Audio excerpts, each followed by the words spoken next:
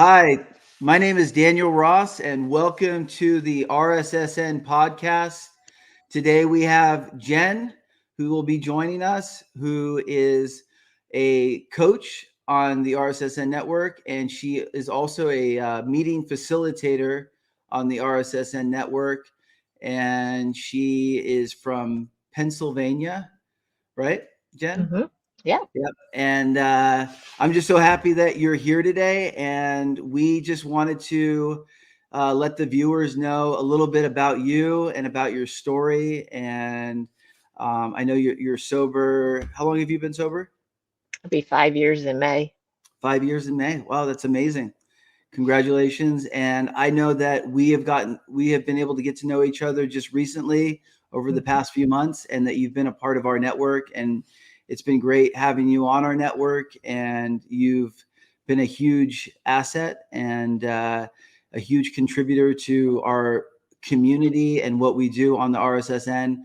And just to let the viewers know, we have 5 daily meetings that are open meetings. They're not AA meetings, but they're sober meetings. And then we also have 2 daily family support meetings that we have on the RSSN network. We also have one-on-one coaching, and then we also have the online community, which is on Slack. And Jen, you've been amazing on our Slack community, very active. And what I first wanted to do was just see if you could share a little bit about your story, maybe a little bit about your history. What kind of got you into recovery, and so we could get to know you a little bit better. Okay. Thank you. Thank you for having me on. So yes, I've been sober, like Daniel said, for almost 5 years now. I came from a good background, a good childhood.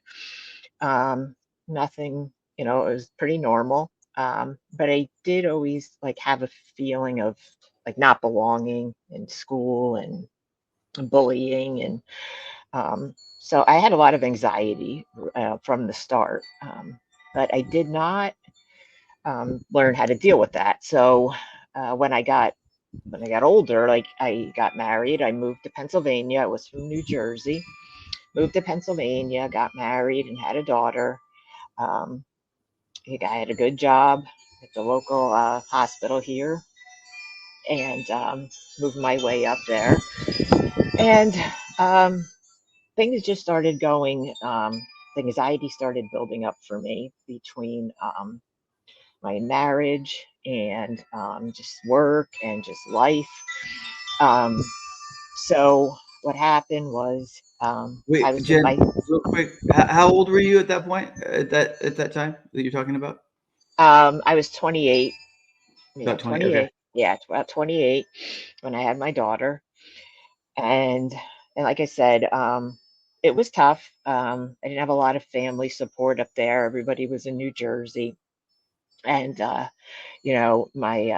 as the years went by, like I said, my marriage started to kind of deteriorate. There was some emotional abuse going on there, and so I started going with my neighbors. We built a house in Danville. I was about 32 at this point, and we were going out with our neighbors, getting to know them. We were going to like wine fests, and initially I didn't even like it. I was never a drinker up until that point. If I had like one or two a year at an event, that was a lot. Um, but I did come from a background of it. My dad and also my grandfather, he died of it. I had an uncle who died at 50. My mom's brother from liver failure from drinking. So I was aware of the family history of it. I just didn't, you know, I didn't think it'd be me, of course. So anyway, like I said, back to that, we were going to like wine fest socialization, and like I said, at first I didn't even like it, and then I started going across the street to my neighbors after work before my husband would get home and have a few drinks, and was like, wow, this makes me feel better. It numbs me. I can go home and, deal with the rest of the evening or whatever's going on. And so it was a slow progression. Um, for me, it was like over a few years from like, 32 to maybe 36 that it took to get a really good grip on me. And so it did. And it got to the point where I was just drinking morning, noon, and night. I was drinking before work. I was drinking at lunch. I had to go take a few shots just to get through the rest of the day, drinking on my way home in the vehicle. Um, and it was just bad. So eventually in 2016, um, my family convinced me to go to my first rehab in Florida. That would be the first of five. Um, the minute I got back from there at the airport, I was drinking. Um, I wasn't ready. So they So can I this, just so they yes, were so your family at that time was supportive of you going into rehab or treatment and getting help? yes, Okay. they were. They were very. My husband, my daughter, my mom, everybody. My brother, my dad. They just wanted me, to get better. Um, but I wasn't ready. And we all know, unless you're ready, it's not going to happen. No matter where you go, the best treatment centers in the world. So it didn't work. I was drinking as soon as I got off the plane or on the plane. And so this went on um, for a couple more years, in and out of rehabs. Ended up in five of them. I was Were going they were to, they mostly short-term rehabs or were there yes, some these were short-term? all, yeah, these were all like 30-day rehabs and then, just release you, you know. Right. So Release you that, just like no aftercare plan, just 30 days, then you're right. on your own basically. Yeah, Yeah. right. You're on your Okay. own. Go home, find your own help, whatever. It wasn't Can it I wasn't ask great. you how did you feel after you left? I mean, I don't. You could tell me each time, but how you felt, how you felt when you were in the program, how you did in the program, and then once you left the program, were you feeling good about your recovery? Were you connected to sobriety in some sort of way, and kind of wanting to, what was that like for you before you were released from the program? Um, yeah, some of the programs, like the first one I went to, they had a good program there, and I did want to get sober and recover. Mhm. I actually at that one, I actually was baptized in the ocean. It was in Florida, um, and no, I wanted to. I did. The program was pretty structured. It was good. I had about two of those that were really good, that were structured. And if I was ready, I probably would have been able to get sober through the programs. They had, constant meetings through the day. They took us out to meetings. But the problem was, when I left these places, they just I was scared, kind of, like I didn't want to be there. Like I Yeah. wanted to come home, of course. Nobody really wants to be there. Um, but when they finally released me, I was actually scared, afraid to go back out there because I did not feel like I was ready, But again, just insurance issues and whatever, like places they just couldn't keep me. So, but there was no, like you said, there was no aftercare setup. It was just on your own. Go back home, find a therapist, find an IOP, and when Go you're to meet, go to go to meetings, meetings, get a right? sponsor. Right. Did Go to you 90 do, meetings. yeah, 90 and 90. Did you Yeah, do any of that when you left the programs, or did you attempt to do that, or how I did that did. work out?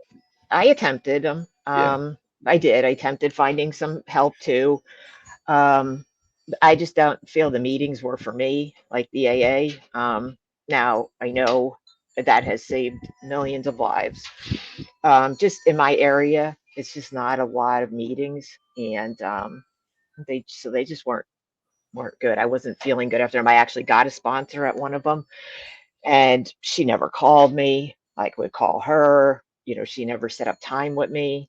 So I just was kind of left out there floundering. I found Right. a therapist on my own. He said to me, well, you tell me the next time the bottle comes out of the store and pours it down your throat. So like, I was like, okay, like, so I just, like, thanks. Yeah. That was, Makes that sense. was, Yeah. That's that was, great. that was great support. I appreciate that. Yeah. Right. Yeah. So, and I didn't really have a lot of women my age either, Yeah. like to go to it that were in recovery. Um, so I just kept falling back into the same trap. And How soon after you would leave the programs did you relapse or? it was almost immediately. I mean, like I Yeah. said, the one from Yeah. Florida, I was drinking on the way home. Oh, real, wow. That's It, cool. it Yeah. was, yeah, it was a shame. That was the aftercare plan. Right. Yes. Yeah, Yeah. Yeah. exactly. Put me on the plane and, Yeah. your family will meet you. And it was sad, because they were Yeah. also, you know, Well, excited that this was going to be it. this is going to change Right. you. Yeah. Right. Yeah. Yeah. Yeah. And it didn't. And the sad thing too, I have a daughter and she was, a young teenager at the time, seeing me going through this. I Yeah. mostly drank at home, and she just like, she never knew, what mood, who was I going to be that day. She was going to find me like asleep, on the toilet or something, or, I got a migraine, and it wasn't good. So then finally, Hmm. and some of the rehabs just, the rest of them weren't very structured. They were kind of like just chaotic. They didn't have enough staff. Yeah. So it just, Just those a kind of a programs. just a kind of a place to dry out. Right, right. Yeah. Yeah, Yeah. yeah, again. Yeah. Even so then, so this goes on. That was 2016, my first one. I didn't get sober until May of 2019, but it all kind of came finally to a head. I left my marriage at the end of 2016, and I moved in with my current husband now, Tom. And like, my daughter was coming to visit, here every other week, but I was still drinking, and it was, it was bad. So she didn't feel safe staying here with me, which I understood. Mhm. And she kind of was adult enough to actually like send me a text message and kind of just say, or, I was a great mother for 13 years, but right now, it's kind of toxic to be around me. And she needed to, kind of step out of my life for now a while until because it's chaotic, when you're drinking or doing drugs, like it's so, Yeah. your life is so up and down. And for, her, she was a young teenager going through her own stuff. And here I am, you know, That probably just, hurt. That probably really hurt. it did. It hurt both of us. I was devastated, but, looking back on it, and of course I was still drinking. So I'm like, well, how could she? But now looking back on it after I got sober, I mean, she did the best thing. I mean, that's what they tell you, like in Al-Anon in the family meeting. Sometimes you have to just, you know, um, do the tough love and just say no, until you get better. Yeah. I can't, have you live here. I can't deal with you. They can love you from afar, Yeah. and pray for you, but your life just becomes too much, and then it affects them, and you know, they don't have anybody. I don't think there's a lot. So anyway, so that happened. So then finally, after a few more rehabs in 2019, it was in February, and I was headed down to my parents that live by the Jersey Shore, and I already I was drinking again, but nobody knew, because a lot of times when I relapsed, like nobody knew, like they Mhm. couldn't, even like my husband couldn't tell, like a lot of times. And I mean, it got to the point where, and I mean, I'm not like embarrassed because, I want other people to know this and hear this because I've heard it, to the point where I couldn't even go out to get it. I was being so monitored. And so I was resorting to other things to drink, and it was pretty bad, like I I was drinking like Listerine, vanilla extract. I mean, anything because my Anything. body was Touch so free. right. And I could, so my body just had needed it. So it got pretty bad. And then, so anyway, I'm on my way down to my parents' house and I already had some before I left. And I see a textbook, a Facebook thing. My daughter's looking at colleges with my brother and his wife. So I got upset because it should be me. Yeah. Um, Stopped at a liquor store on the way down and got some vodka and some airplane bottles. I was only going to have the airplane bottles, but apparently I got into the vodka and I was on the New Jersey Parkway and somebody called it in because I was driving really slow. They thought I was having a medical emergency, but I wasn't. And so the cops came, and the last thing I remember is they were behind me and I was scared and I didn't stop. So it ended up, it was like a 32-minute chase that I took these cops on and off the parkway. I went like, I got on, off, I got back on. I was going through the toll booths. I went right over a stop sign, like, or some kind of sign. It was like a roundabout. I went straight through it. They did have me stopped like a couple of times, but I got out of it. I actually backed up and slammed into a state trooper's car to get out. And then the chase again went on. So Well, I have no. and you were in a blackout at this point? Yes, yes, I Mhm. was in a blackout. I Yeah. totally do. The only way I know all this is from reading the police reports, and people telling me. Yeah. So when they finally did get me stopped, I guess thank God I didn't kill anybody or myself. I locked the doors. I guess I wouldn't get out. So they had to bash my window in and then drag me out and take me to the police station, put me in a room, and then eventually my dad came to get me because at that point my mom's calling my cell phone, and the cops answered because she's like, "Where is she?" And they just said I had like a little accident. But anyway, my dad came and got me. They released me, and then a couple of days later they called me back, and then they told him, you can go home because she's staying. So I had a night in jail. They took me to the county jail, and I had to stay there for a night. Now I'm still drinking, so I'm like detoxing in the jail cell, waiting for the nurses to come and give you your medication. And so I was there for a night. It was it was pretty rough. Never been in jail before, and so the next day, well, by the next evening, they let me go. It's like a no bail state. So my husband, Tom, came and picked me up.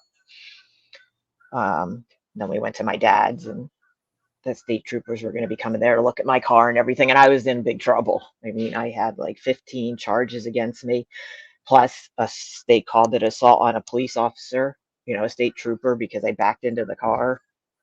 So, so I was looking at like 1 to 5 years in state prison. And you would think, that would have done it. But I came back here, Pennsylvania, and still drank. And I was hospitalized 2 more times before in late April, I took a bunch of my medicine. I forgot I took it, and then drank.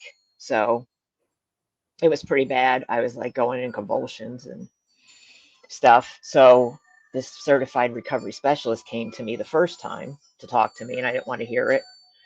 But she came back when came back to the hospital a few days later, and she talked to me. And I don't know, it was just in that moment, I just was like, I don't know, I just felt helpless. I felt like I was never going to get better. I used to think like, just let me not wake up. I didn't plan on like killing myself. I didn't have that, but I just said to God, like, if this is how it's going to be, just I don't want to live like this.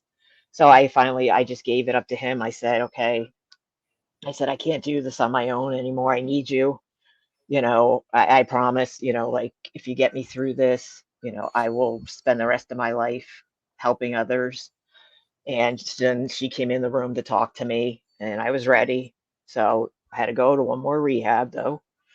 And she gave me her info. And she said, but when you come back, contact me because there's not a lot of strong women in recovery. So I went to this rehab, and it was a joke, but Like I literally had to go down to the, the counselor and say, I need something to do. Like I can't, I got to work on something. Give me something to do. I can't. I'm not just going to go out and lay outside and play games and puzzles. Like this is serious. Like I want to get better. Were, So were you were you were you court ordered to this program, or what no, you I you just no, okay, you nope. went on your own? I went on my own, and so then so I did the work there. I was serious, even though it was like very unstructured, but I made sure. And before I left, I made sure he had me set up with an IOP and with a therapist and appointments. And I got out a couple days early because I knew my husband Tom was going to Jersey to take care of his mother, and I didn't want to come home to an empty house. That would not be good. So I made the decision to leave like a day or two early so that I had somebody with me. And then I started the IOP. I ended up getting a really good one. So that was great. I did 48 sessions of that. I had a therapist. I was going to meetings, but just because I was doing everything, you How know. long were you in the IOP for? You said 48 sessions, but Yeah. So how that long? was it was it was from June till November. Okay, So, and that was 3 nights a week I went um, after and that, work because and I that got it. was that was helping you. That was working. Yes, yes, and I had a therapist there, and because I was ready. Like Yeah, that's the main thing. Like you wanted it. I was ready. I wanted it. I had God on my side now. I wanted it. I wanted my daughter back.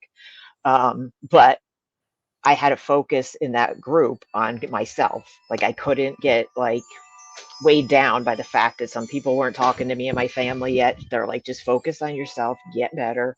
That'll come. Like everybody's sick of the sorries at this point, like they've heard it a million times. Like I had to walk the walk and Yeah. gain back trust. So that took a while. I mean, I did eventually 6 months later, reunite my daughter, and that's been amazing. She's been my biggest cheerleader and supporter since I've been sober. Um, so that was great. The gifts of sobriety. But, you know, at one point, um, the hospital, because I was there many times, I ended up with pancreatitis because of this. I had my gallbladder out. Um, I was not treated very well. I was treated like, oh well, she is again, drinking again. Like put her over there. We'll get to her. Or they would say comments to me. One doctor laughed at me in my face because he made me tell why I was there, and he knew. Um, and so one of the times that I relapsed, I didn't want to go back because it was so horrifying and I was treated so bad. So I tried to do it myself. Never do that. Never ever stop drinking. And that's what they even tell you, like when you're headed to a rehab, like don't stop. So I ended up going into it was almost like um, like had, like I was seeing people. Um, I was shaking really bad. I was seeing people. I heard people talking and music. And so my husband was like, oh my God. So he threw me in the car and took me to the hospital. And I've seen things the whole way there. I still remember to this day what I was seeing, that people were cooking. I saw a pink thing run across the street. Um, I finally got there, and I was still trying to leave. And again, I was in some kind of, it wasn't really a blackout, but I was just in some kind of state that I don't remember really either. This is all them telling me this stuff. Yeah. But I almost died. I was, in the hospital for a good 2 weeks, and they didn't even know if I would come out of it. Like I would end up with some kind of like wet brain or something because of that, and they couldn't get me to calm down. I was like ripping the IV. I was trying to leave the room. I wanted out of there, but my husband said they got somebody down there, like a patient coordinator, somebody that cared, right? And it wasn't just treating me like crap. And he came and started talking to me, and I calmed down. I was telling them that I had to leave because I was meeting Aaron Judge for dinner. And they You were told him looking at that? my, yeah. I don't remember, but I looked at my husband and they're like, "Really?" He See, goes, "No." that's a true Yankee fan right there. I That's knew a you true were. Yankee fan. I Yes, I mean, was. I I'm love it. right. So Yeah. he started talking. This guy started talking baseball with me, and then I calmed down. And then, Mm, but it's a shame, the stigma, especially I feel like women, and I think a lot of women in the 30 to 40 age group, I've been like seeing some stats. That's like a high risk area right now for some reason, for women turning to like alcohol. And like there seems to be this stigma, especially with women. I mean, I know it's with everybody, but it mhm. just seems like, if you're a mom, you're a career, you got all this, and then you're an alcoholic. It seems like there's more stigma and pressure for a woman to come out and say that. Like if a guy is at the bar with the guys, drinking So or you mean having like some beers. they're judged more in that Yes, sense? Yeah. yes, Yeah. yes. I definitely feel that Yeah. way, especially since, especially if you are a mom too, like how could you, you're drinking, your child's there, I drove in the car with my daughter, and I shouldn't have. Um, and she actually asked me to stop the one time, because she knew she was like crying, pull over, and my in-laws came and got her. But these are things I never ever in my life would think I would be doing. I never ever, thought that this would happen to me. It's not like I was like, oh, I hope I become an alcoholic. It's a disease and it just got its grip on me. And, it was a shame, but it was also very hard to like tell people, about it because I just felt like, you know, there was not enough education or enough people, that know about this and how to deal with us out there. Yeah. And it's a shame. Yeah. Listening, I mean, Jen, just listening to your story, I don't know, it's interesting. I started getting a little emotional because, well, at first, our stories are very different, and because I started at a much younger age in my addiction and just trying things and getting into trouble, and you started much later on in life, but when you start talking about the things that happened to you, um, the high speed chase and all that, and being chased by the police, and also going into a blackout. I mean, I relate to that very much, and I also put myself in a position where I remember just being like, God, just get me out of this. Just give me one more chance, and I promise I'll do something different. And I did that so many times, and I didn't do anything different. And I didn't really care. I just Mm-mm, didn't care. And what I was thinking about is like, what was that turning point for you? Why did you start to care? Because for me, it was hard to care. It wasn't like I mm-hmm, wasn't enough. It was like I didn't really care about my life at that point, and it was I just couldn't get there. And I think that's why I connect with the way you were sharing, and I love how open you are about everything, and you put it all out there, and I know that um, how much your recovery and your sobriety means to you today. But what what was that turning point? I mean, what got you to start caring about wanting to get sober? I mean, what was that for you? Ah, I think a lot of it, had to do with um, my daughter. I know they say you cannot get sober for somebody, but I just, it was just devastating, not having her, in my life. Plus, I was just sick of being like, But do you believe that? Do you believe? I mean, they say that, but who's they, right? I mean, right, right, who's they? yeah, yeah. Because when you I say don't. that to me, I relapsed. I got sober, and I was sober for almost 5 years, and then I relapsed. But I loved my sobriety. I messed up in my Hmm. recovery, and I ended up relapsing. But at that time, I had my wife, who I was in love with, and I had my two boys at that time, and it was like that was my motivation at that time for me, you know. So it's like they say you can't get sober for anybody. Who's they? I mean, Yeah. because I know for a fact that that's what my motivation was it was my family at that point. Yes. Definitely. Me too. And you're right. I don't really believe that. So so yes, it was her. It was everybody. It was everybody right there in my circle. Tom, I mean, my husband, like he's going through all this with me, ever since he met me. It's like crazy. I love this guy. We could have a life together. My parents, my poor mother, you know, on the on her knees praying every day. Just she went to like a priest or a pastor and was already planning my funeral.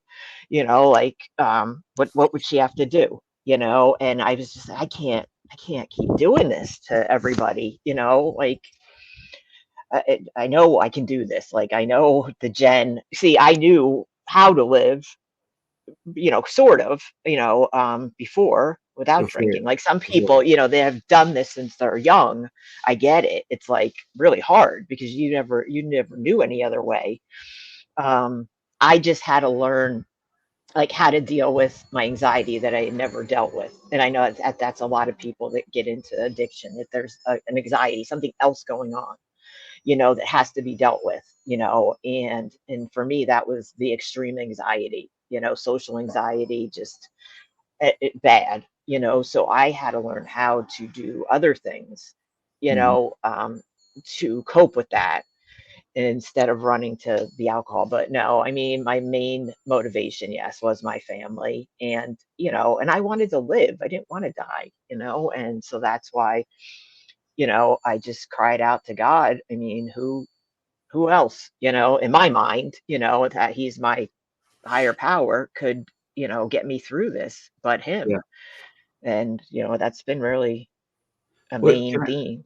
yeah, can I also ask what happened with your legal issues? What happened with all that? So, okay, so I did that. Then it was like December of that year and I've been sober now, since May, that I got a letter saying that that trial was going to start up or whatever. And of course, I was crying and, scared.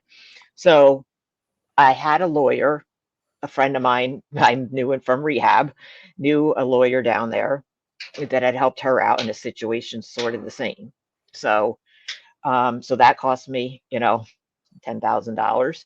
Um, but when it was during COVID as well, so we were doing like online things, and but I had to go down there to Jersey a couple times Hmm. and go to court. And sometimes my lawyer didn't even show up. I mean, the judge was asking me to go out in the hallway and call him and find out where he was. But when the final, thing came down, we did it on Zoom, and that was in September of 20, yeah, 2020. Um, the judge said, you have a good lawyer. He got you a good deal, but he goes, you did the work. He goes, and I'm impressed because I don't see this very often, and you weren't court mandated. You did it on your own. You're still doing well. So I all I got ended up getting was 1 year probation. Wow, So I know, what a I blessing. know, I know. I even felt guilty a little because I felt like I got, you know, off too easy. I mean, thinking about what I could have done that night, people that could have been killed and myself. And, it was just the grace of God, that none of that happened. And yes, and I did do the work. So he's like, I don't want to see you back here again. I said, don't worry, you won't. So yeah, I made out there too. That's amazing. Money well spent, right? Yes, yes, definitely, Did Aaron definitely. Judge have anything to do with that? He wasn't the judge. Right? He wasn't. No, it wasn't the judge. It wasn't. Unfortunately. No, Right? Yeah. unfortunately, yes. I just still Yeah. didn't get to dinner with him. Yeah. Well, we're you and I are both big baseball fans, right? I'm Yes, obviously a Dodger fan, and you're a yes, Yankees fan.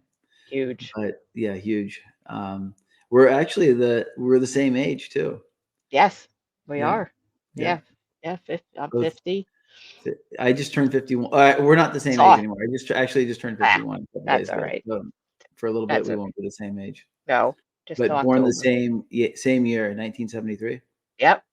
Good year. Good year. Good year. Um, your story is very heartfelt and touching, and I appreciate you being so open and sharing your story. I know that,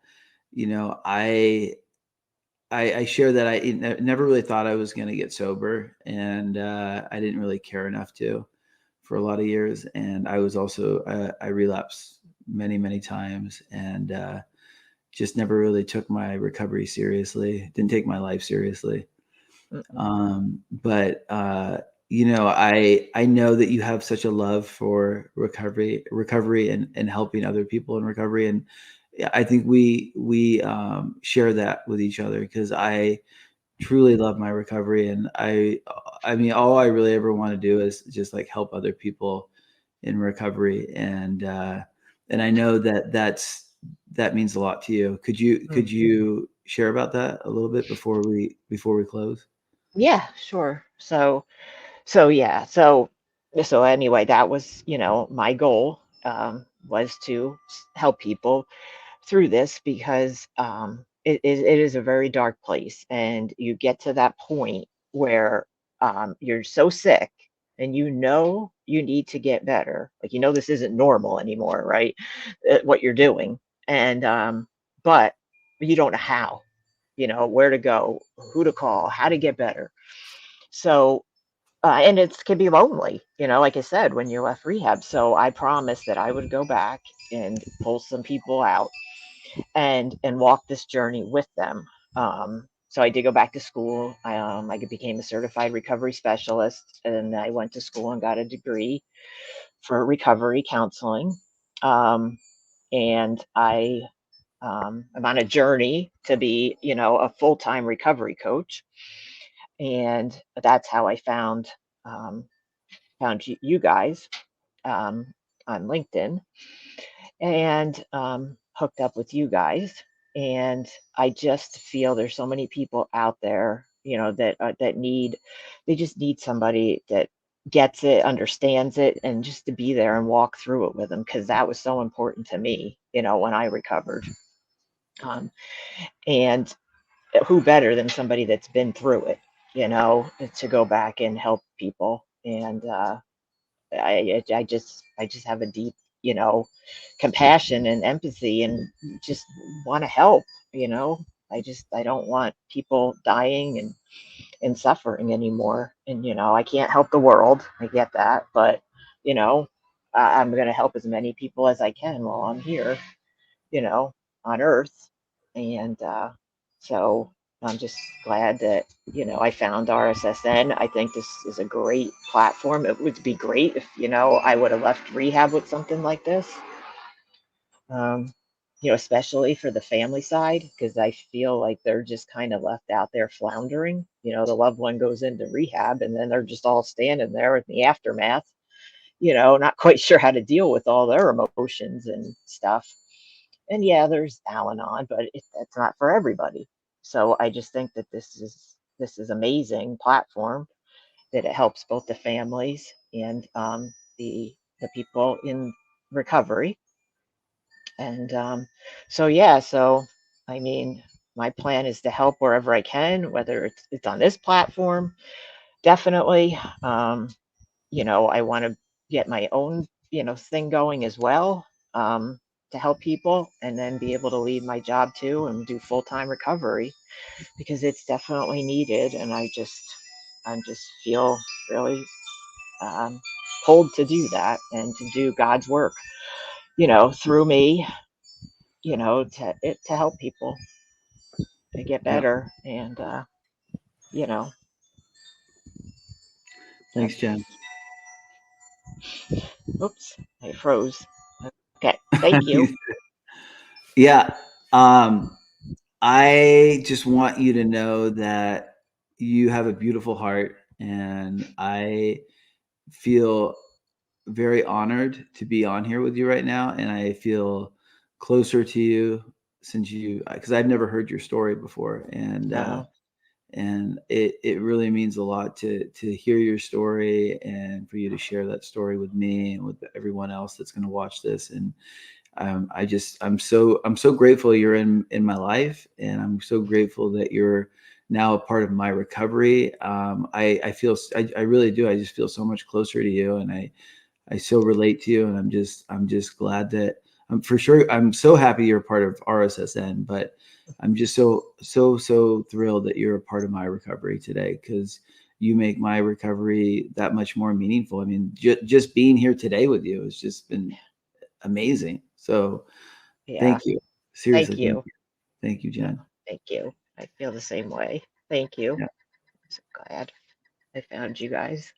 Yeah, me too. Me I too. It's am. been special. I mean, I'm in It has. California, Jen's in Pennsylvania. I mean, we're Yep. across the country, but we have people across the country that are on this platform, and we're all getting so close to each other. And it's been so, I mean, it's been incredible, and but it's been fun. It's just fun. Yes. I mean, it's just, I have so much fun with it. I And yeah, I do it's been a too. blast. I mean, I would have never met you before, and I just, I and know. we get to talk baseball, and Yes. I love that. So, I and you have a beautiful daughter, and I'm so happy that it really touched me, honestly, because I know how much I love my boys. I had an incident today that took place that, just made me very emotional with my boys, but I love my kids so much, and I can tell how much you love your daughter, and that we share that together. And I just, it's like my family means everything to me. everything. I went to Yeah. see a dad today, and I wasn't so grateful, but I'm so grateful for that. Yes. And I'm grateful for you, for Jill, for you guys creating this platform so that I could meet you.